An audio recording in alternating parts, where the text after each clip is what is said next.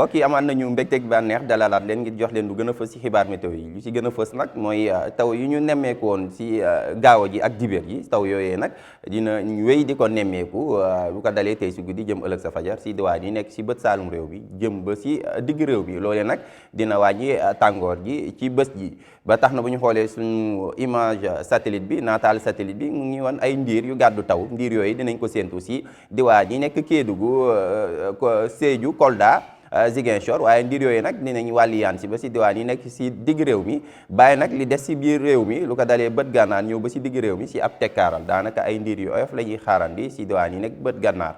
ba tax na si wàllum prévision lu ko dalee tey si guddi jëm ëllëg sa fajar ñu ngi séntu ay taw yu ànd ak dënnu lu ko dalee Kédougou Kolda Sédhiou ñëw ba Ziguinchor taw yooyu nag mun nañ wàlliyaan si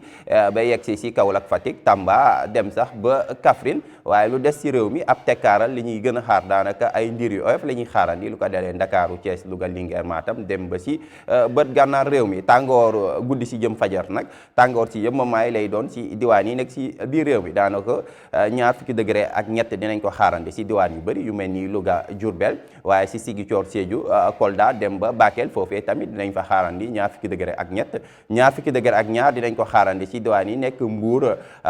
Fatick dem ba Kédougou lu des si réew mi daanaka tàngoor si dina jóge si ñaar fukki degré ak juróom dem ba ñaar fukki degré ak juróom ñaar ca Ndakaaru ñaar fukki degré nag mooy doon tàngoor su gën a tuuti ñu ngi koy xaar foofee ca Kaffrine daanaka foofee gën a sedd tey si guddi jëm ëllëg sa fajar ëllëg ci talaata ji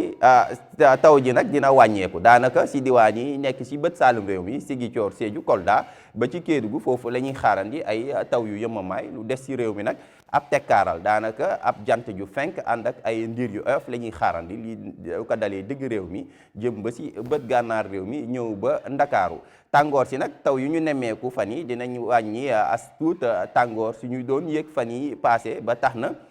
si biir réew mi tàngoor si dina jógee si fanweer degré ak ñeent si diwaan yu mel ni Louga Kaolack dem ba fanweer degré ak juróom-ñaar si diwaan yu mel ni Diourbel Kaffrine waaye bu ñëwee si bët saalum réew mi tamit tàngoor si yu yëmmamaay lañ fay xaarandi ndax tàngoor si dina jóge si fanweer degré ak ñett si Ziguinchor dem ba fanweer degré ak ñeent sa Sédhiou Kolda bu ñu ñëwee tamit si diwaan yi nekk si penku réew mi lu ko dalee Tamba dem Kédougou foofu daanaka tàngoor si dina fa wàññi as tuut ndax ñu ngi xaarandi fanweer degré ak ñaar si Tamba dem Kédougou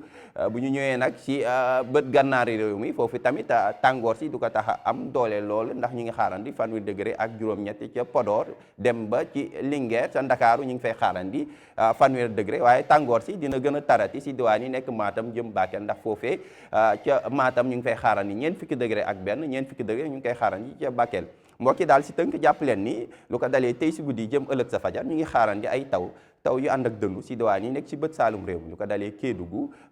Kolda Sédhiou Ziguinchor waaye taw yooyu mun nañu wàlliyaan si ba yegg si ba si diwaan yi nekk si digg réew mi ëllëg talaata ji daanaka ab tekkaaral mooy doon lu gën a fës li ñuy xaaran si biir réew mi lu dul diwaan yi nekk si bët saalum réew mi Ziguinchor Sédhiou Kolda dem ba Kédougou loolee foofee si bërëb yooyee ay taw yu yëmmamaay ëllëg talaata ji lañ fay xaarandi mbokk yi lii moo gënoon fës si ay xibaar météo ñu ngi leen di jox dig daje ba ëllëg wasalaam